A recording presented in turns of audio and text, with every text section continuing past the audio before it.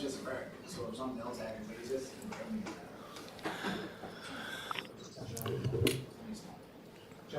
John. Good afternoon, everybody. We're live at noon here. Welcome to the Economic Tourism and Cultural Development, October 17th lunch meeting. Call to order. Before we get the approval of the agenda, I'm going to ask if Mike would mind going to 6B. He'll present first, since our second, the other presenters are not here. So we have another item on the agenda first, Mike. So. Approval of the agenda, so if we move B and C under section 6.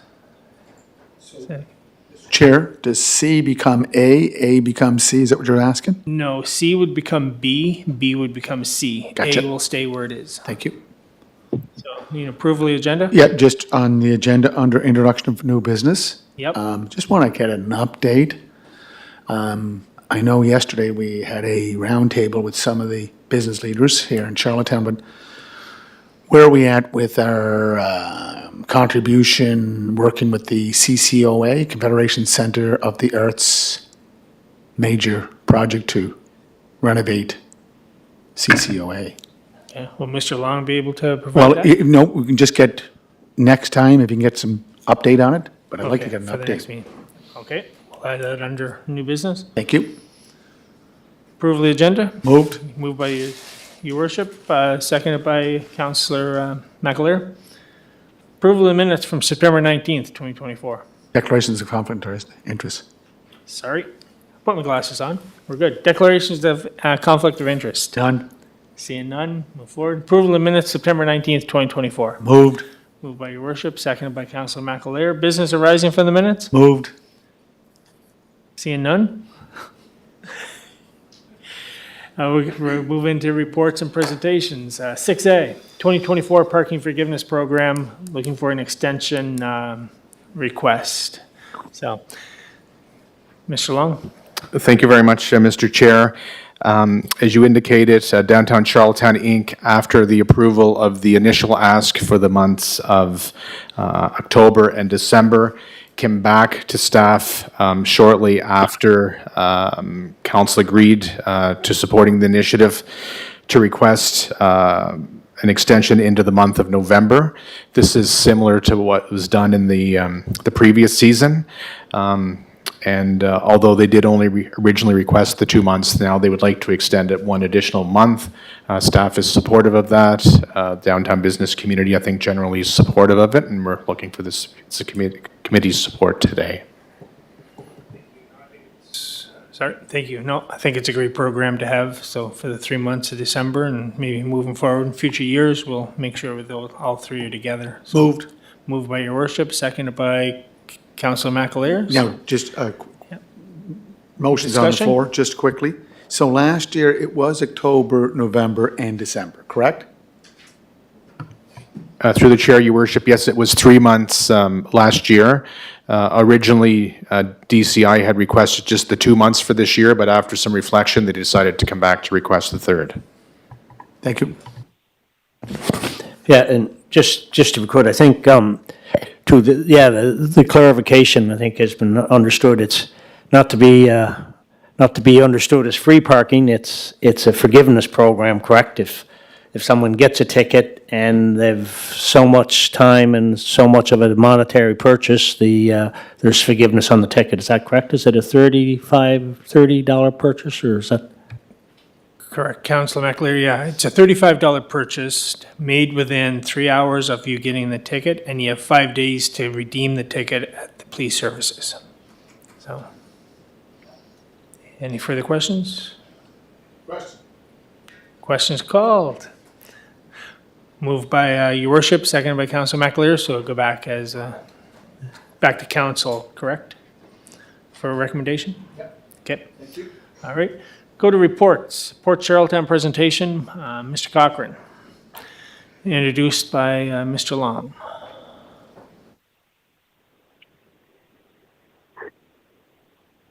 Thank you, Mr. Chair. We have Mr. Mike Cochran joining us today, CEO of the Port Authority, who's going to give us a few updates and a bit of an overview on the port. I believe most of us are familiar with their operation and the impact they have on our community and the great work that they do, and I'll allow Mike to speak to that further. Just before we start, sorry, Mike, I just wanted to acknowledge Councillor Tweel is online. So Councillor Tweel, if you have any questions, obviously we can't see you, so just speak up there. Well, Thank you, Chair. thanks, Wayne, for the introduction, and thank you to the Economic and Tourism Development Committee for inviting me in today to give an update on Port Charlottetown. So we're not finished our 2024 season yet, so I'm just going to give you some highlights of what we have. If we can go on a full screen, Cindy, that would be great. Next one over. Next one more. Yeah. There you go. Thank you. So there's basically a Holland America, which is one of our largest clientele at the port, has been primarily responsible for the development of cruise in Prince Edward Island. They've been with us for a number of years. There's a picture of the Zyder Dam and the Volan Dam, I do believe. And nice picturesque picture. So our 2023, I'll just reflect on last year's. We welcomed 89 ships, 8 inaugural calls, which is a first-time visiting ship to the island. Last year, we welcomed 100, basically about 120,000 people and 57,000 crew for a total of 176,000 visitors to our island. So that was a pretty good resurgent year in 2023 last year. Some of the highlights that we really kind of worked on was basically an elevated and a welcome program, partnered with a lot of different organizations and businesses, like Anna Green Gables Chocolates, Lobster, PEI, and Food Island Partnership, really trying to give out a red carpet, not necessarily the red carpet is the wrong word, I think more of a welcoming and homey environment feel to say welcome to Charlottetown, downtown Charlottetown, and Prince Edward Island. Food Island Partnership was another idea that we had to promote our shellfish industry and our agricultural commodities, such as potatoes and oysters and lobsters. And we gave out free samples to some of our visiting ships, and we look forward to continuing these partnerships, and we did it this year as well.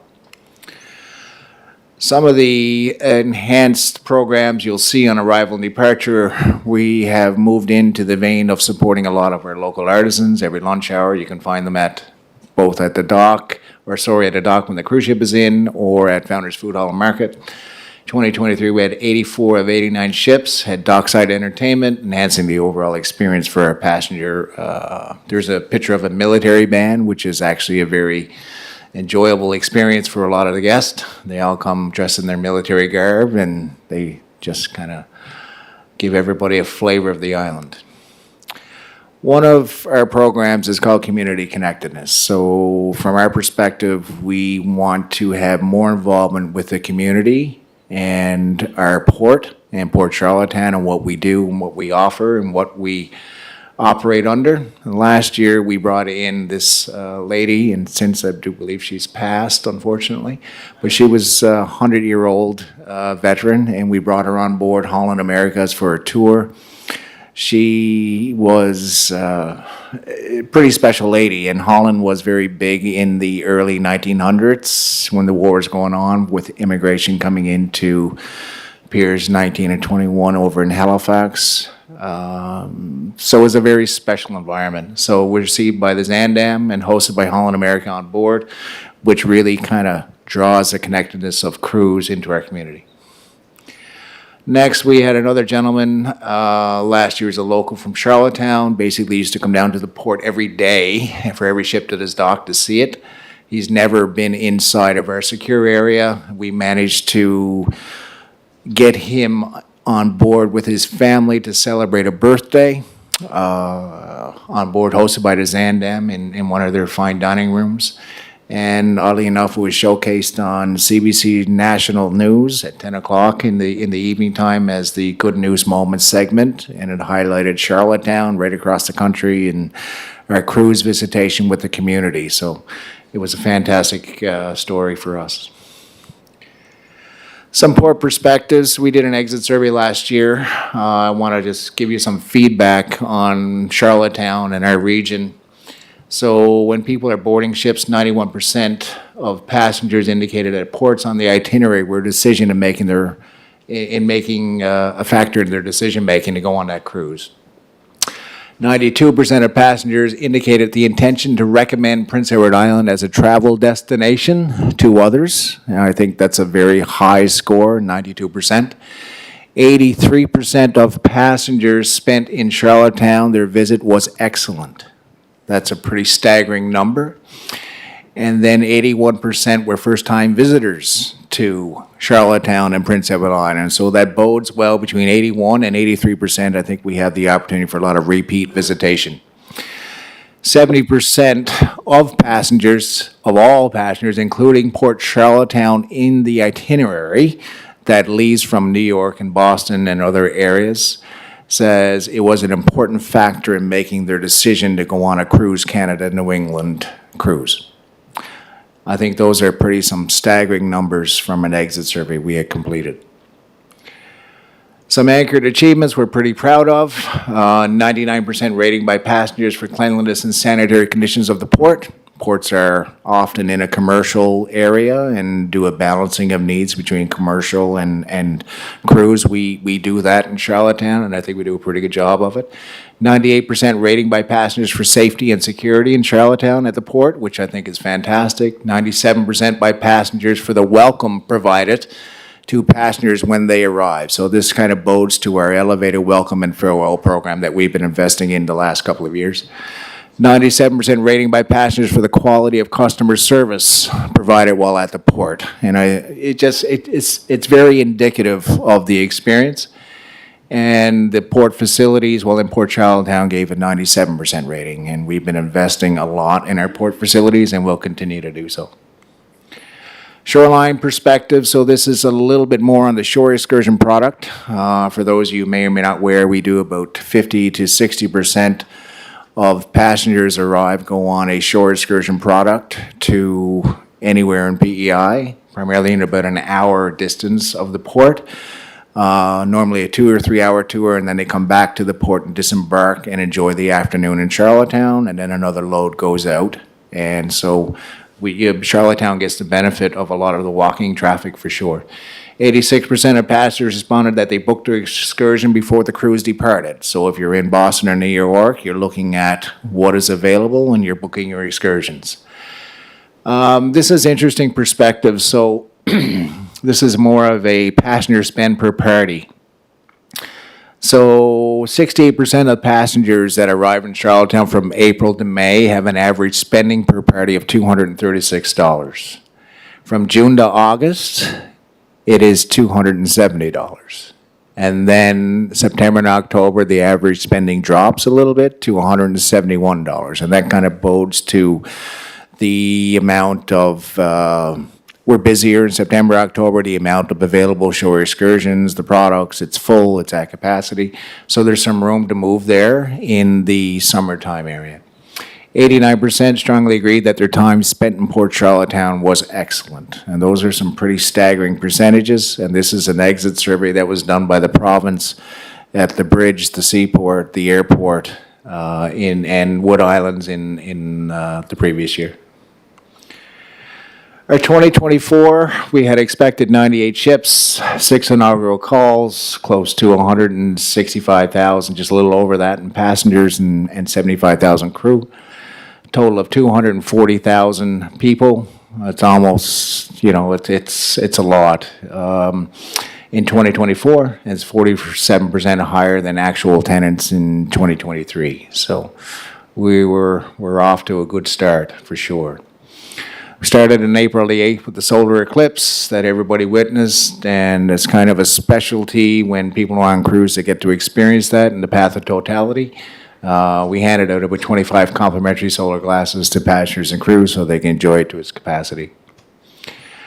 Some of the other areas besides cruise are health and wellness for us. We've been kind of looking at how do we connect with the community a little more, not just with cruise ships, but with the port overall.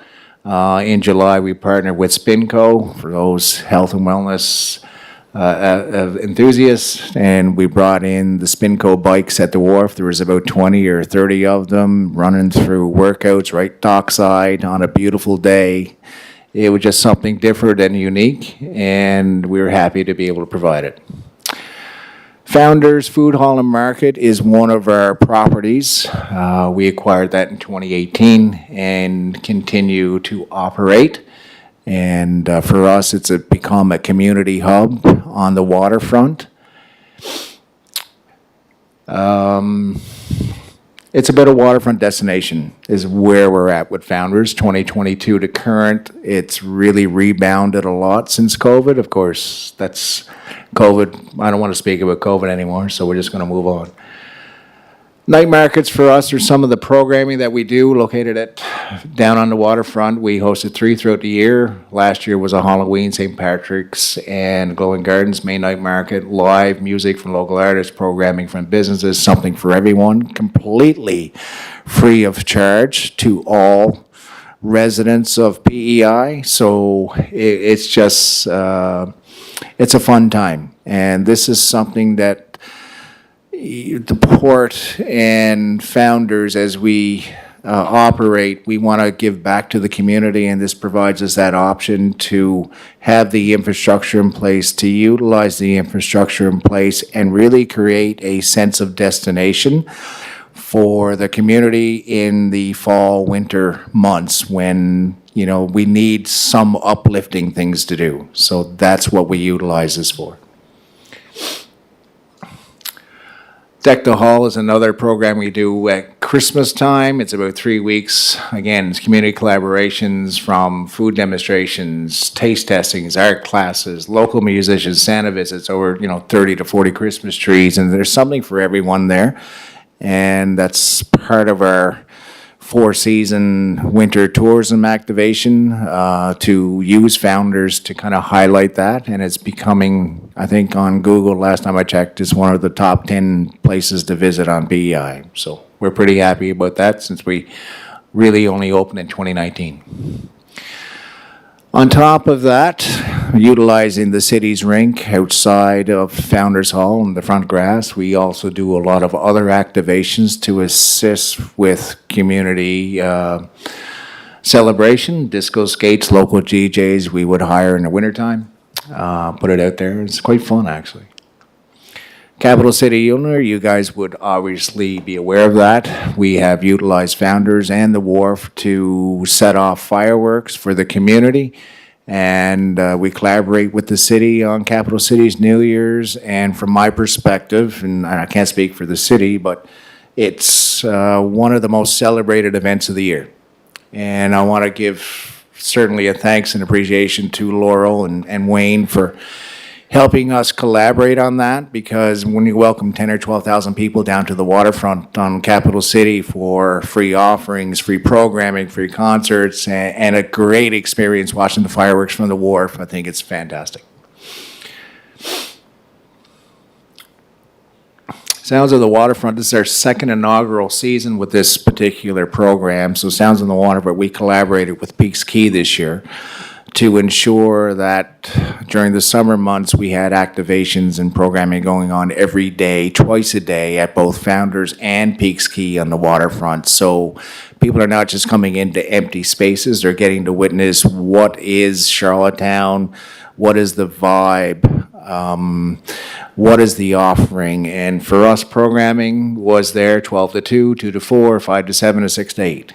Every day throughout the summer. And that's an investment that we have made and collaborated on with Peaks, and been very well received for second year running, and we intend on running again next year.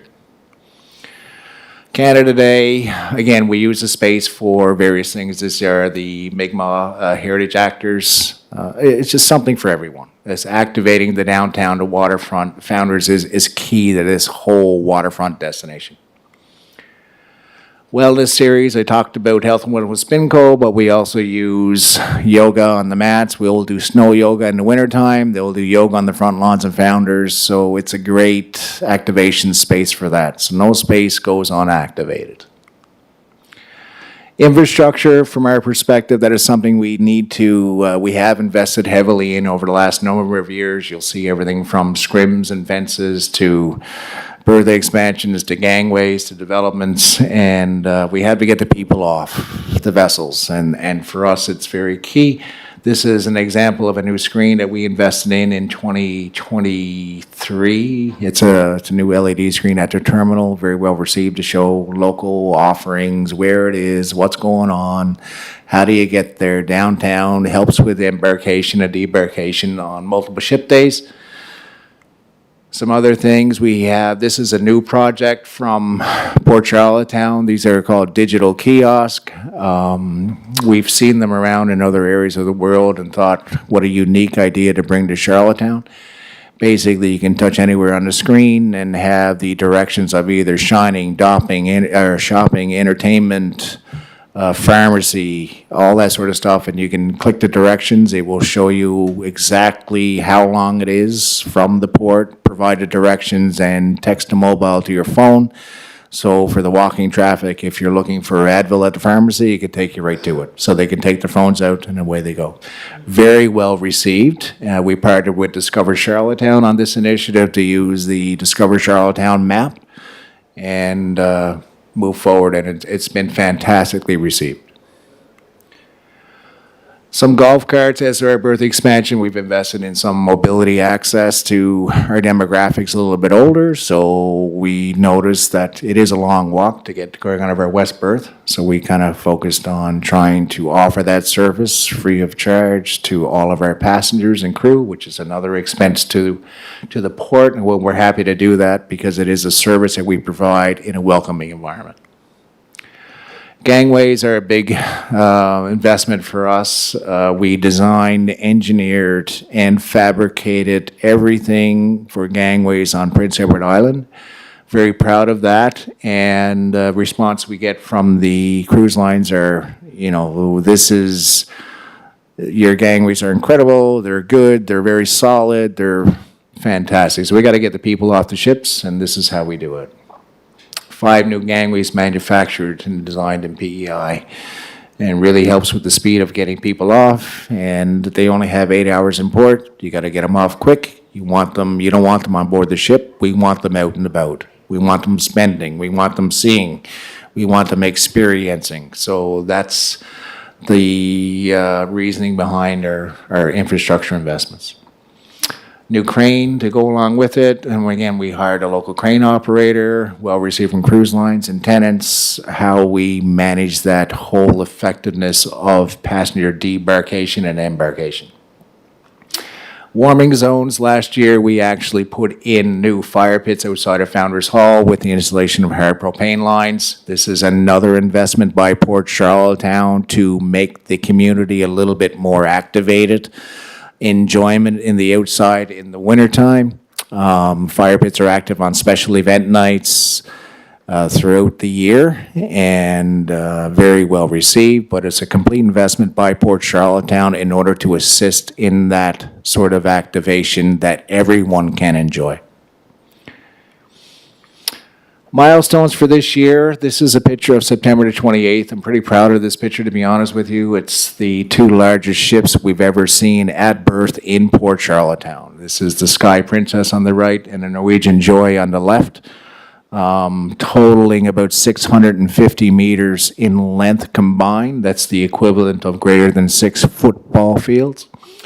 But what's key about it is 2 large ships, and if you look at our berth from our design and what we completed in 2022, you can see that they're there, and they're accessible, and we got all the passengers off, and we got it off in good timing, and we got them on in good timing, and it was a very smooth operational day.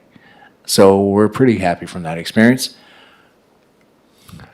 October 1st this year was our 4-ship day. You'll notice 2 at berth. One is they're stern to stern, meaning one is port side 2 and the other one is starboard side 2, and you'll see the other 2 ships at anchor out in the harbor. It's another busy day for Port Charlottetown, but it was a good day.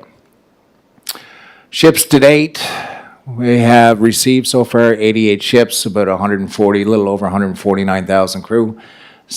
passengers, 65,000 crew to date. These are some stats that we did in the end of September. So we're plus 76% over September 2023 and 58% over September 2019, which was our benchmark year, which shows the proof of our international marketing efforts that we do and the attractiveness and the experience of what PEI has to offer. Year to date, we're plus 59% over 23 and plus 45% over the benchmark year of 2019. Our previous September record was 2019, and this year Charlottetown welcomed 37 ships over the previous record in 19 when we welcomed 33. To your right of that stats, you'll notice a vessel called the Scenic Eclipse, and we received a call on a Monday of, can you receive a vessel that was trying to get into the Arctic and was refused entrance to the Arctic because she had a bow thruster down for safety. You can't get in because of the ice and all this stuff, so that's fair. So they said, can you receive the vessel?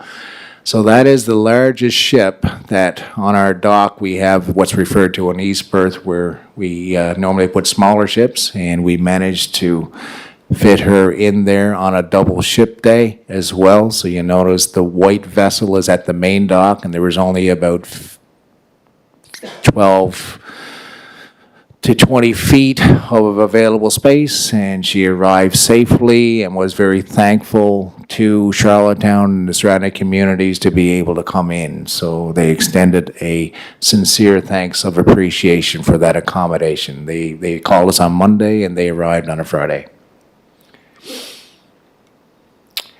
Shore provisions are one of the areas that I think most people don't realize of Canada's food island and Prince Edward Island, the impact of the product that goes on board cruise lines. This is crates of mussels, and if you notice on them, it says Prince Edward Aqua Farms, which is a mussel farming in just up west a little bit. And this is in Montreal. And they're loading on pallets and pallets of Prince Edward mussels. So we've been connecting with the shore broker in Montreal to kind of determine how much lobster you're putting on, how much cow's cheese are you putting on, and how many pounds of mussels are you putting on, the potatoes you're putting on. So with that, he said, well, you do a lot.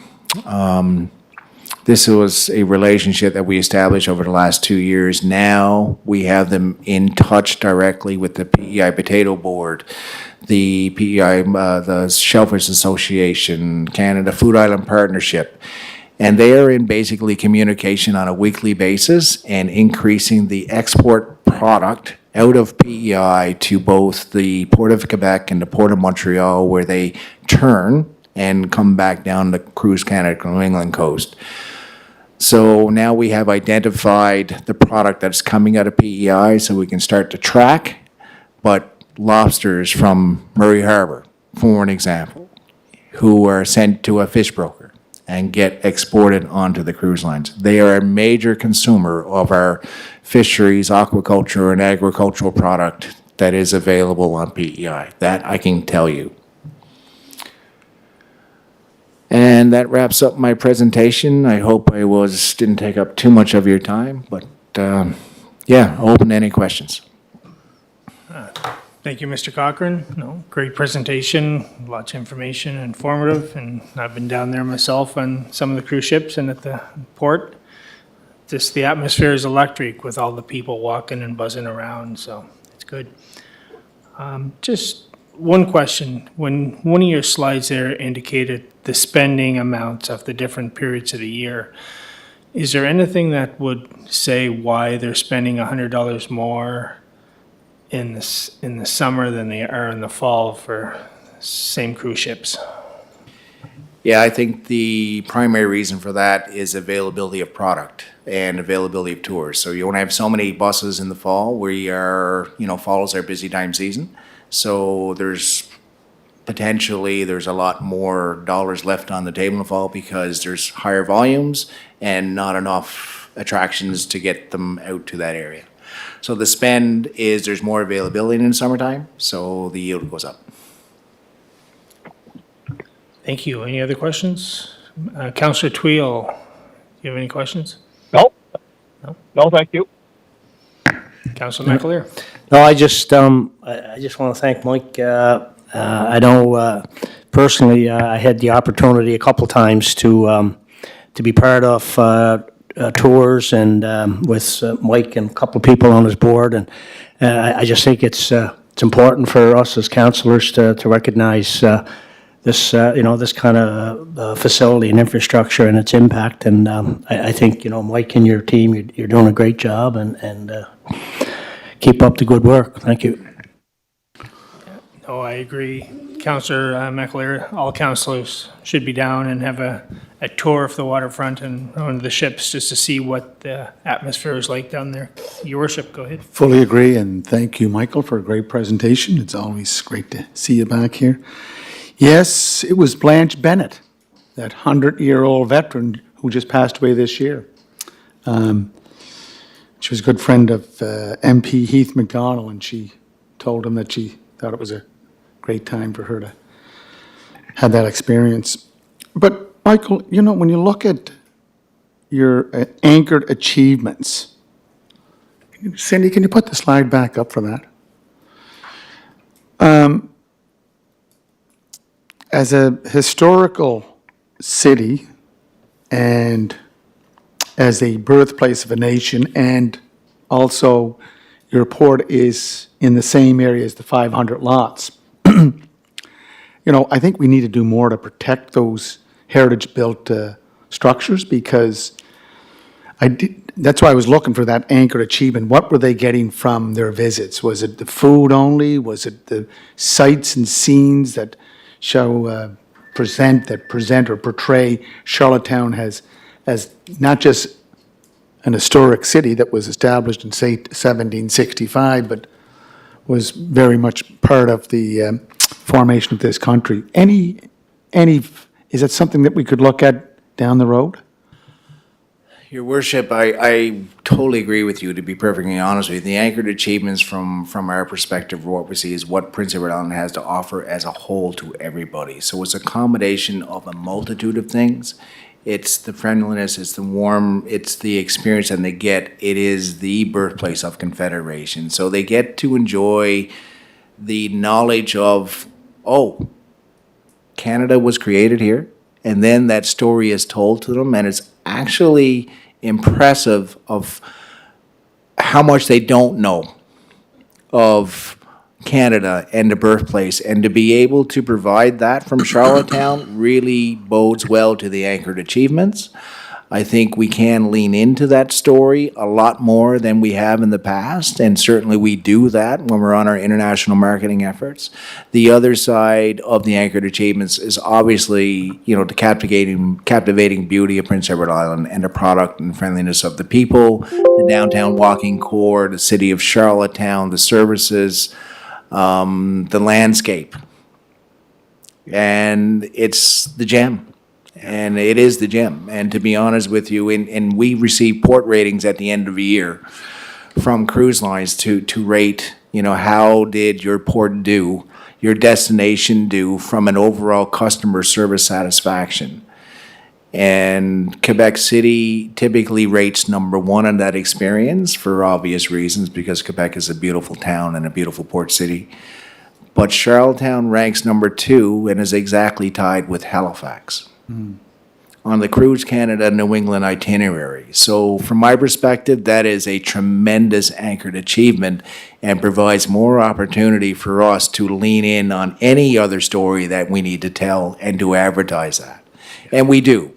And it's just amazing the education that people get because they're on vacation. They want to speak to you. They want to talk to you. They want to learn. I call it edutainment, to be honest, because it's an education in an entertainment form. And I think that's where Charlottetown has the biggest opportunity. And Mr. Chair, the reason I bring that up is I know Kevin Murphy's in the gallery there, but Kevin remembers back in 1989, I think it was John Hancock from The Guardian that created these historical characters that started to walk throughout the city, telling the history of the Charlottetown Conference and the role that the city played not only in mercantile life in Charlottetown, but the province. So it's very important that we keep that, and I mentioned this yesterday at a meeting that you attended, that I think council, the city of Charlottetown was faced with a heritage property down in the waterfront that was not designated, but the new owner was going to build a new structure there. We have to look, and we're going through this official plan, comprehensive review of the official plan. I think that's what we have to take a serious look at. How do we protect that built heritage, especially in the 500 lots, because that's the first vision that your cruise ship visitors get when they get off the ship. And when you talk about, as Councillor McKinnon mentioned, about going down to the cruise ships for a visit, the professionalism of their employees is second to none. They are courteous, they're professional, and they're very, very accommodating. And so that adds to the experience for islanders that are doing business with the cruise ships. And as I've said many times, the Charlottetown Port is one of 4 port of entries into the city, and we have to ensure that we provide, support where we can physically, because as you know, all these visitors that do come in, we don't get a consumption tax. We don't get an excise tax. That goes to other levels of government. So what we get is a return on businesses that profit from the cruise ship visitors. So I appreciate the work you do, Michael, and I think that we have an industry that can continue to grow, and your group that's down there at the waterfront is making that happen.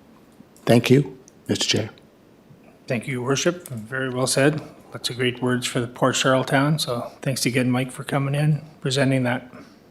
Thank you, and I would extend an open invitation to all of council to come down and explore the port.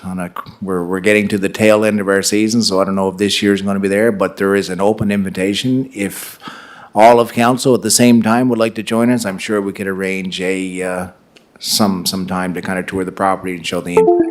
And we certainly thank the city of Charlottetown for their support. It's very appreciative, and we just want to make businesses successful in our downtown core and Prince Edward Island, and let everybody else reap the rewards of what our port is about and bringing that in. So thank you. Thank you. And we'll make sure that invitation gets passed along to council, Mike. So thank you very much for coming in. Okay. Move on to our next presentation. Charlottetown Special Events Reserved Fund by Kevin Murphy. We'll have an introductions by Mr. Long.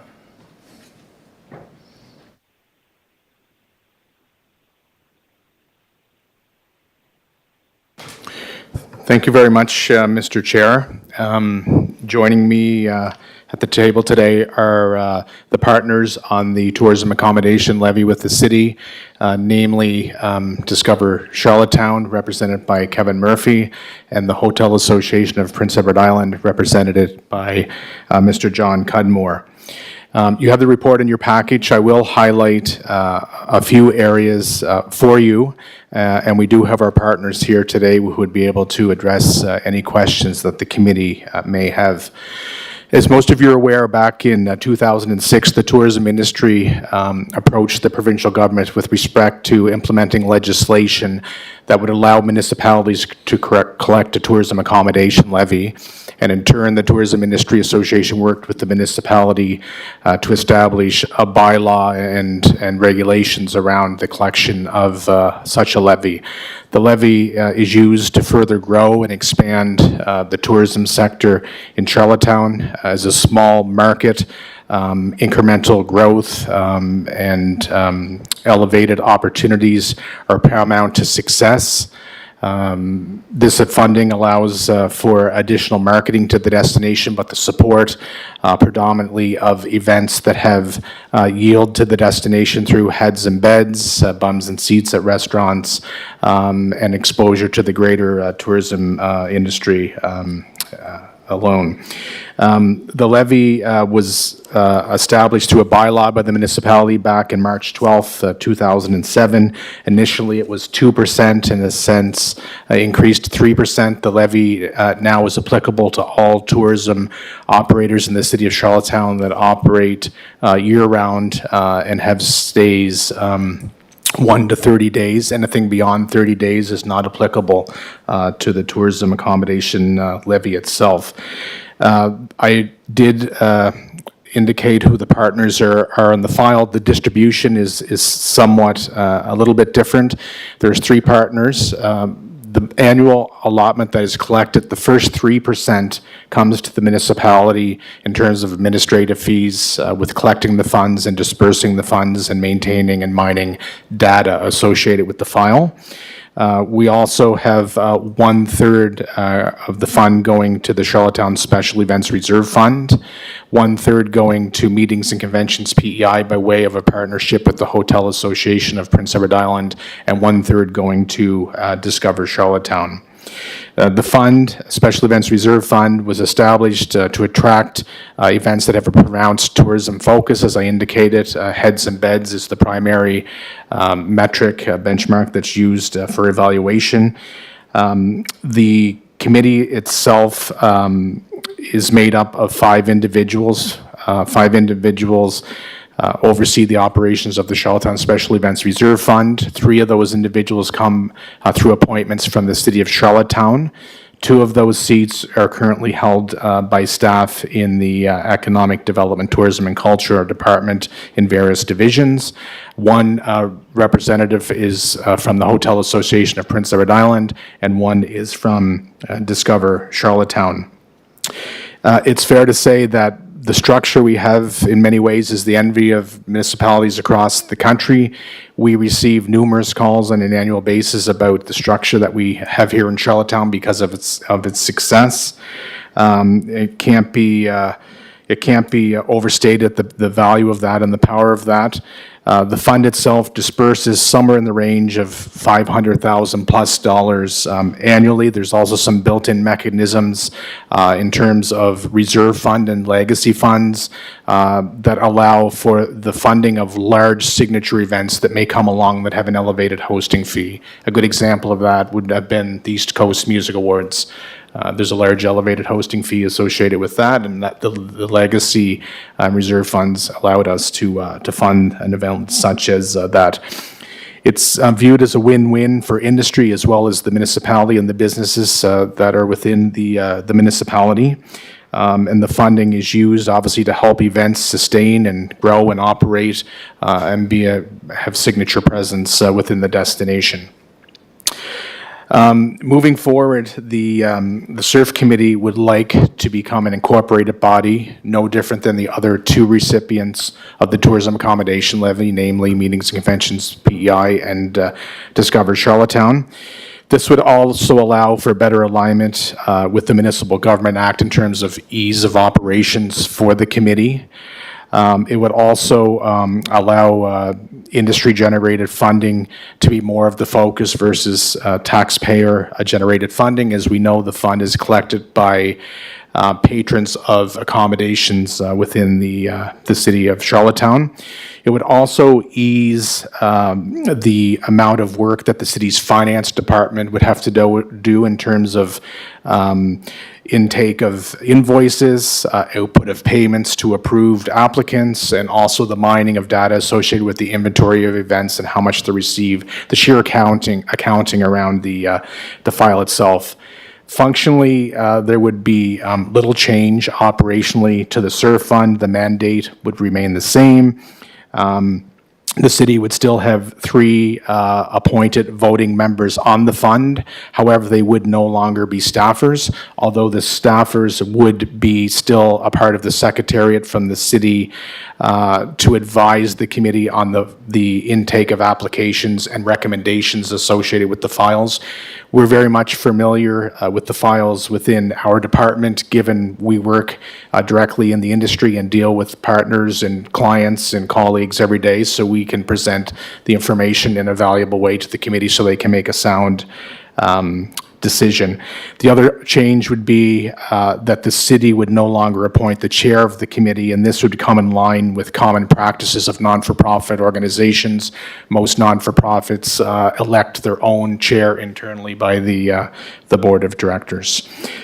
Once this file advances, if there is support from the committee onto council, the SURF committee is requesting that this come into effect as of April 1st, 2025, which would allow for our fiscal period, which aligns with the municipality.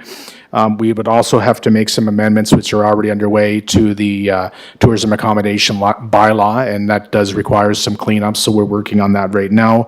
As well, the tourism accommodation levy MOU is up for renewal, and it has been delayed until this piece of business has been done, so it can be accounted for under the new MOU. So that's a quick overview of the report. Here to answer questions, and again, we have our partners with her who can speak as well. Thank you, Wayne, for that. Is there any discussion, or do we put a motion on the floor and then open it up for discussion? Do we put the motion on the floor first and then open it for discussion, or discuss first? Sure. Motion on the floor to move this forward to council, moved by your worship, seconded by Councillor McAleer. So, any discussion? Your worship? Please go first, John. Okay, Councillor McAleer? Yeah, thank you, Wayne, for that. Just curious, is the funding piece, that's the 3%, that seems to be, is that a fairly typical number that's in the accommodation tourism piece in the industry now? Through the chair to Councillor McAleer. Councillor, there is a range of which destinations implement this tax. I would say that we're within the average of where most destinations are. We're at a critical time in the tourism sector in that you want to be cautious where the rate is set at, so it doesn't have impact as we still continue to recover from the pandemic.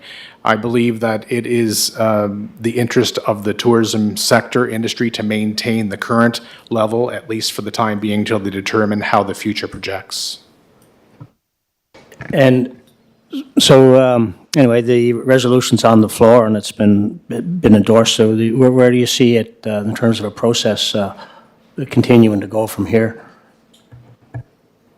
I would also lean in to the CAO or CFO here, but my understanding is that it could possibly move on directly to council, but there may be a piece where it has to move on to the finance committee, and I would look to Eleanor or Dan for comment.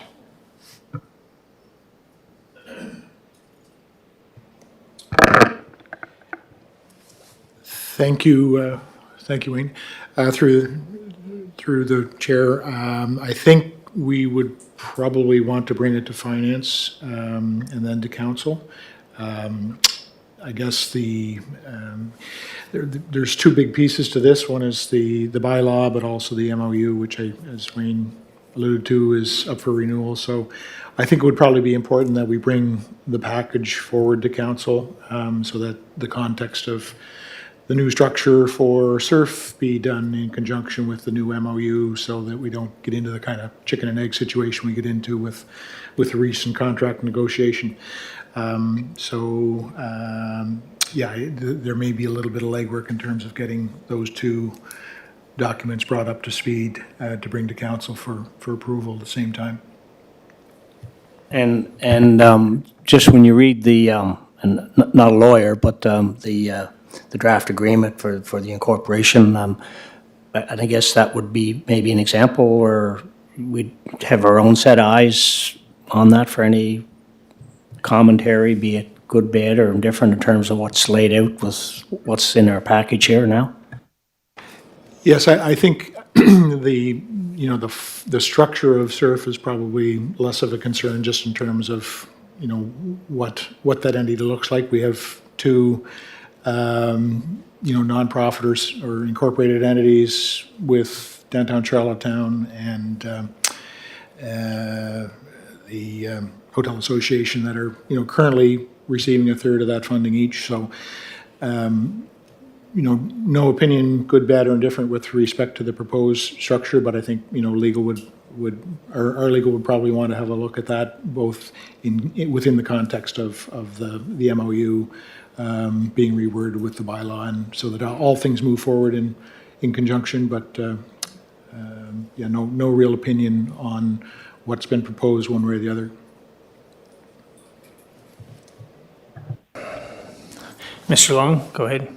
Mr. Chair, I would also just add, which would align with Mr. Jenkins just alluded to, so the accommodation levy, the bylaw, and the MOU fall to the jurisdiction of this committee, but we're at a juncture where we can't advance or update the bylaw or the MOU till we know that there's support for the incorporation piece. So because there's a financial element to it in terms of a partnership, it's important to have their input so we can advance all three pieces of business in tandem, essentially.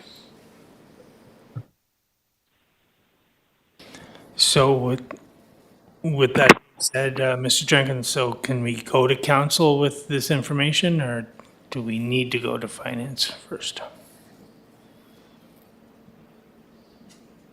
I would go through finance first.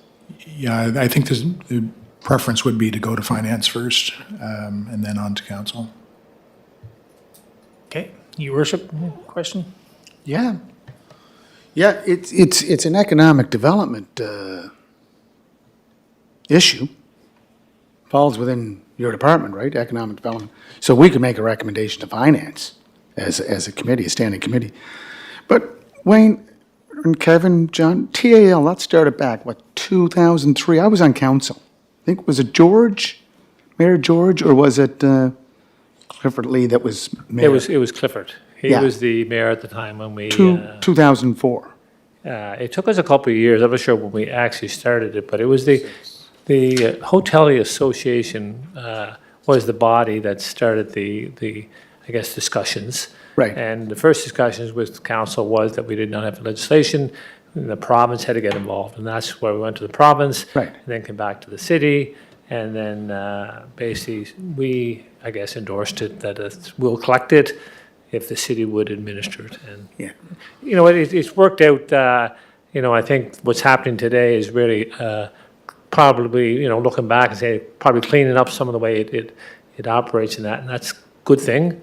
But the 17 or 18 years that we've been operating from the private sector, it's you can say that there's best practices and that everybody says it's, but from an operator's perspective, I think we see the success of it in the business. And I just heard the port talk about how important they are, and it's a great story.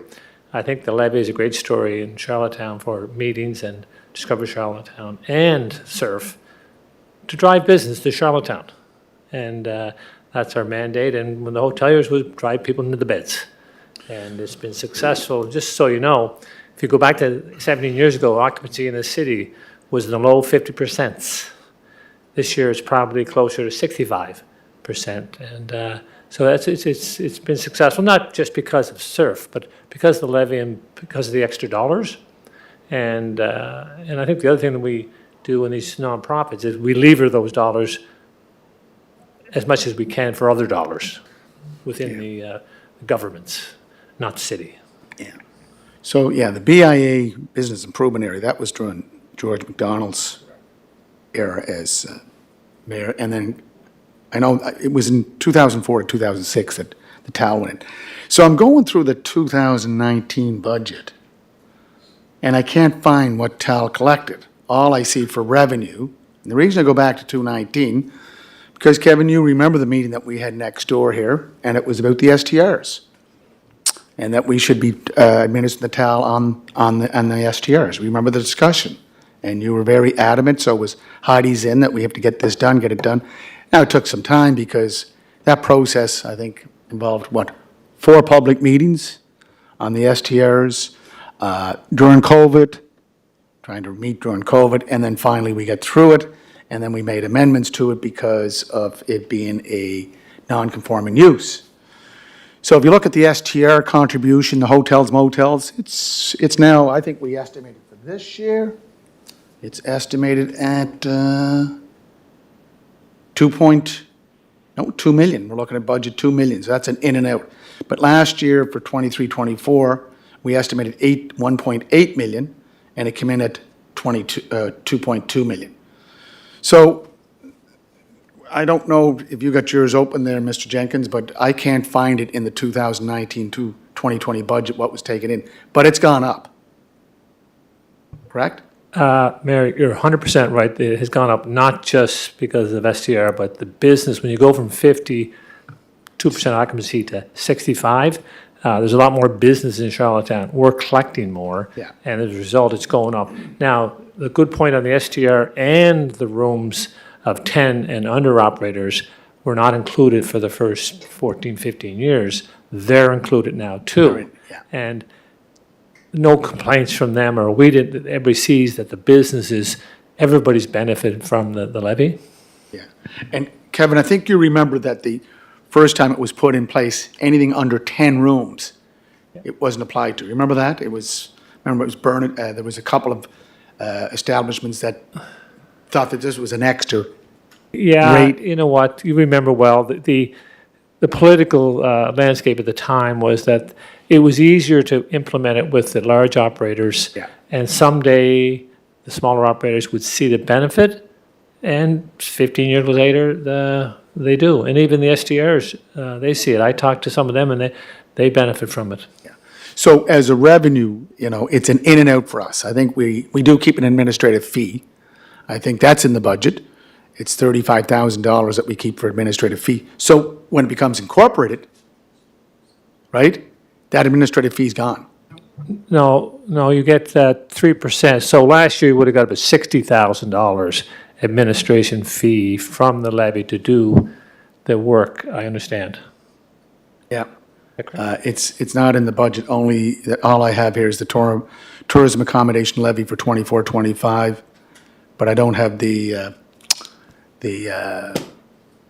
fee. But that's all right, that's all right. All I'm saying, Kevin, is that any changes to it, like let's say if you want to raise it to 4%, I don't know what it is in Quebec City. Quebec always has different prices for different products. But if we have to raise it from 3% to 4%, that has to come through council, correct?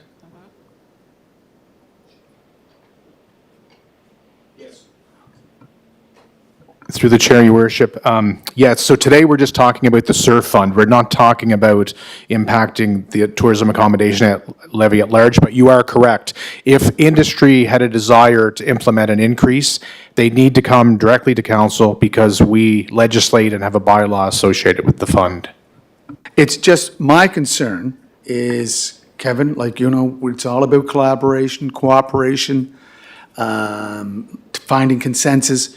These are key ingredients that you, I know, go by, and your boys are working on the same platitude of working collaboratively.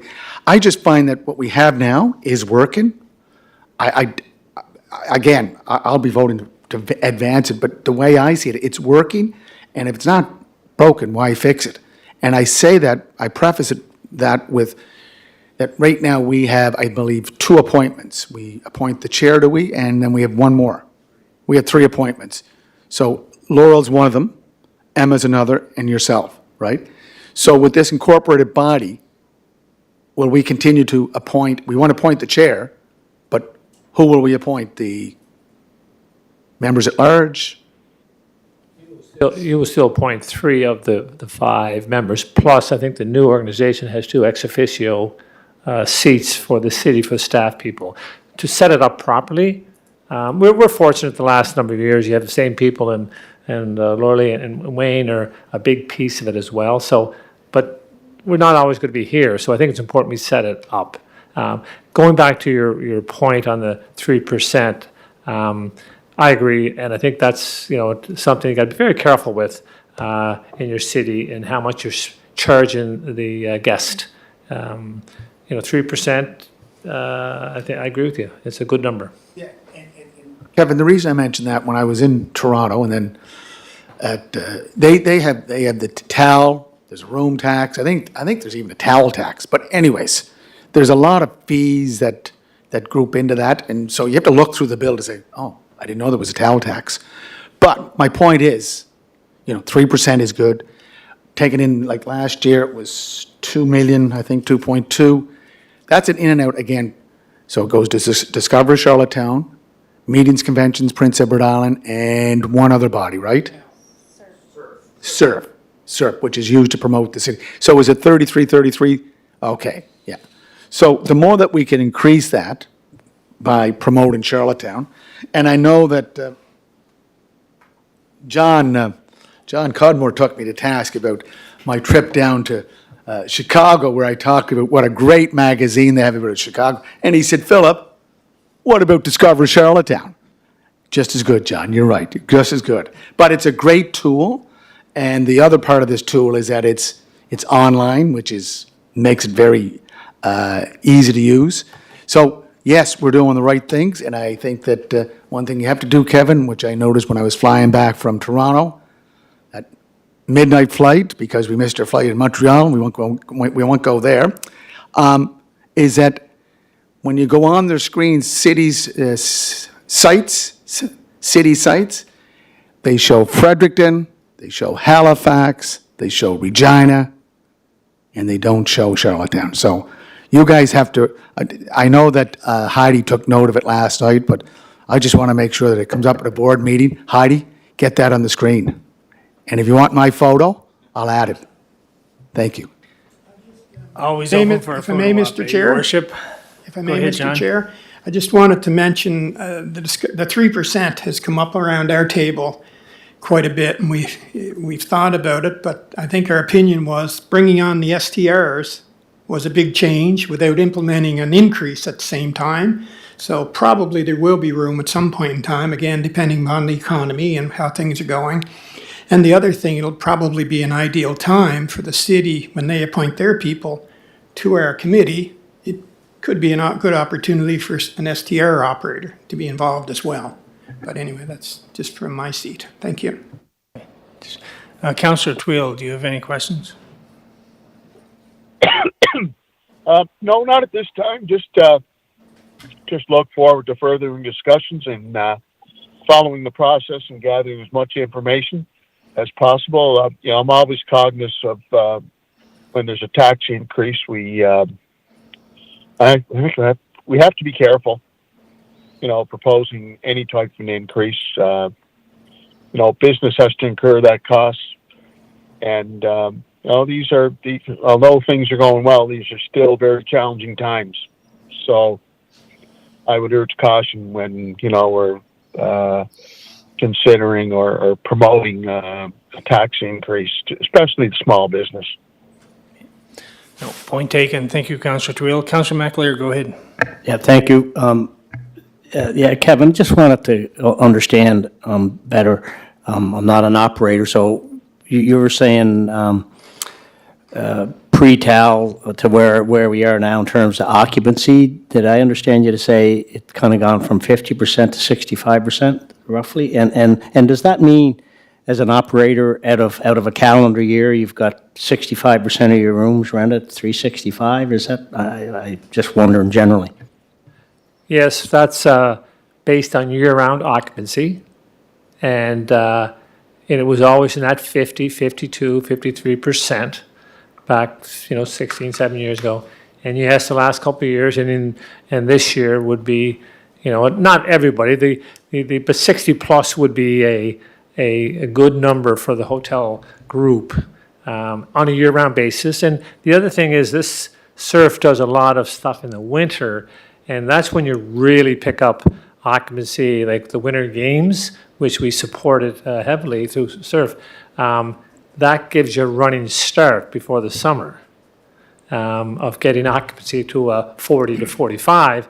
Yes, in the summer you're at 95, 90 occupancy, but it's a year round, yes. And so, Johnny, when you put that over, 1,400 room base, and you go from 50 to 65 on a year-round basis, that's a lot of extra money for the collection.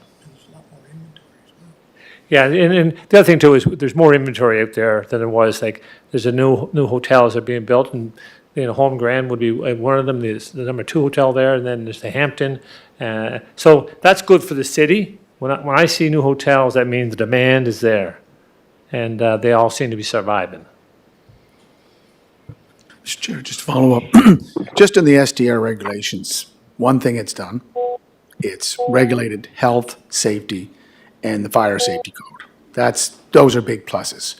No different when my sister-in-law sat in this council and she led that group to close down the bootleggers. Now, I just helped out a little bit, but she was the leading force on it. But that legalized and put everything in perspective. So I appreciate that, what we're doing here. And again, I just want to clarify, John or Kevin, the consumption tax of 15% is part of the bill. That's the tax. The TAL is a rate that is paid by the consumer, not by the owner-operator. Is that correct? Just want to get that in the public record. 100%. It's paid by the consumer who's visiting Charlottetown. Same as the consumption tax. They pay that too. So Correct.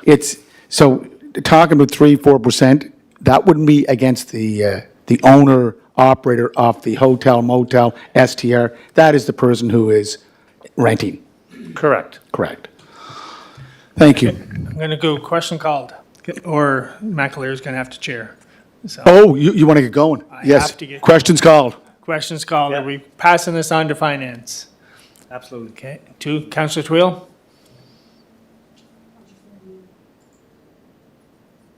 You still there, Councillor Twill? Motion's passed anyways. Good quorum anyways. That's all right. Okay. All right. Just under new business there, Mr. Chair. Yeah, no, Just- thank you very much, gentlemen, for coming in. Thank for your you very presentation. much. Thank you. Great presentation. And we have one item under new business. Your worship, you want? And it's bring just, some up? for the next meeting, just want an update on our work, what kind of negotiations are going on with CCOA with their proposed renovations to the Confederation Center and our capital investment, because we did have a discussion at Finance, Councillor McAleer, and I know that if I look under the terms of references for economic, tourism, and cultural development, to advise policies and programs to attract sport, entertainment, cultural and festival and meeting and convention events that stimulate economic and tourism prosperity. And they're also responsible for the arts and culture policy that makes reference to our pillars in our strategic plan for 2022 to 26. So just want to try to get some information, let's try to work outside the silos. Thank you, Mr. Chair. Okay, we'll have update next meeting. Thank you. Motion to adjourn. Moved. Moved by your worship, second by Councillor McAleer. Thank you very much, everyone. Councillor Twill, did he lead the meeting?